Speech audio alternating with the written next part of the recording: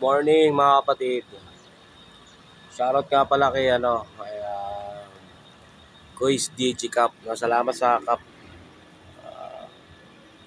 Astig. At marami tayong mga gagawin. Actually, marami na tayong order sa Baguio. At dahil sa dahil sa mga mapagmahal sa chili garlic. Good morning. Dito pa rin tayo ngayon sa Cityland, Tagaytay. Mamaya-maya, mabiyahe na kami. Marami pa tayong gagawin ngayon sa Baguio eh. Marami pa tayong mga order. At ang sarap maligo. Gawa nga ng malamig at malamig. Ingat kayo lagi mga kapatid. Tuloy lang tayo sa buhay natin. Hayaan na natin yung mga haters na yan. At ngayon, parating na naman yung laban namin ni Righteous One. Baka mag-freestyle na lang ako doon. Kasi busy din talaga ako. Actually talaga. Pero tsaka na tayo maganda kapag totoong laban na. Para sa akin, hindi naman yan eh.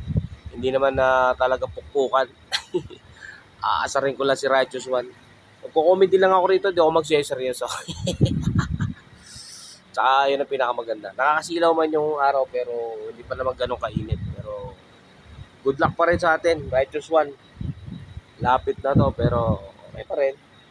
Wala si Tito Badang. Tsaka wala na akong pakialam sa talo, panalo talaga. Hindi ko na yan. Ang totoong panalo talaga sa buhay. Yes. Hindi yung sa mga battle.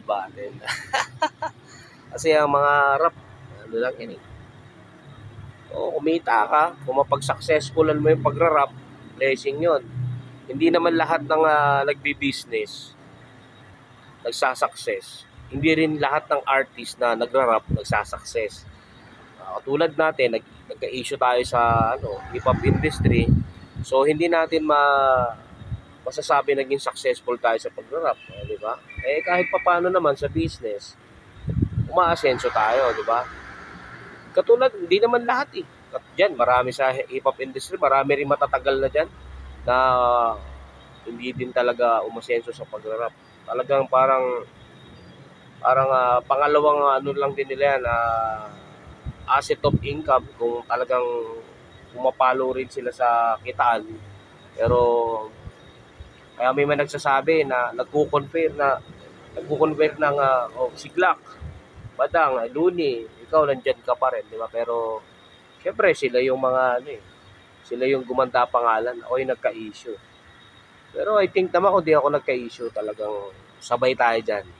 Hindi man tayo ganun kayaman o kasikat, pero nandun pa rin yung magandang Yun ang hindi maintindihan ng mga tao. Basta may maipuko lang sila at makatira lang. Pero naman eh. Ganun talaga. Yun, paulit-ulit yan. Paulit-ulit na sasabihin yan sa flip top, kahit sa kung makabalik tayong flip top o sa PSP.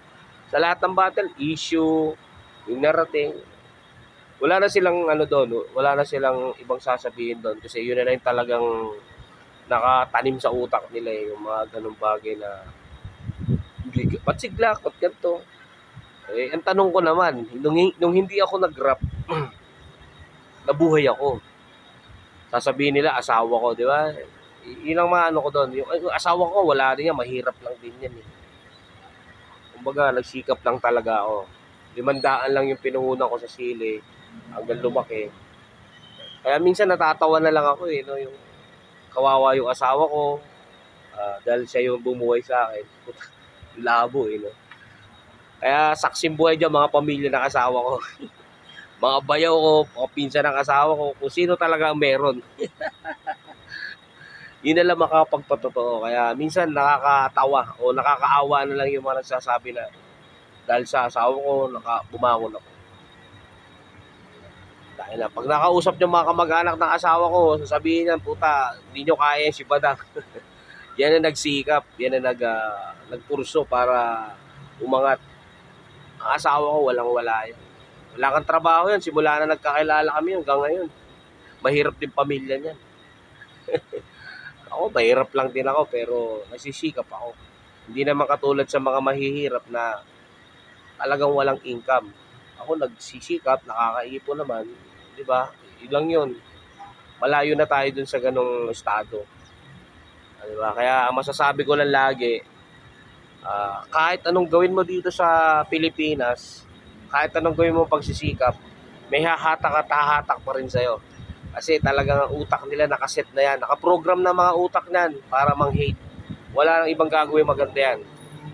Kung gumawa man sila ng maganda sa buhay nila, yun na lang yung gawin nilang maganda buhay nila at magbago sila. Pero hanggat nabubuhay sila, yung panghahamak, pang-hate sa kapwa, hindi na mawawala yun. Kasi ano na yun nakaprogram na sila. Kumbaga kahit anong gawin mo dyan, mamamatay na lang ng ganyan yan. Yun lang. Kaya ang masasabi ko na lang, huwag kayong susuko mang-hate. Kasi hindi aasenso ang buhay nyo pag hindi kayo nang hate. Mang-hate lang kayo araw-araw. Maniwala kayo sa akin. Gaganda buhay nyo. Ingat mga kapatid.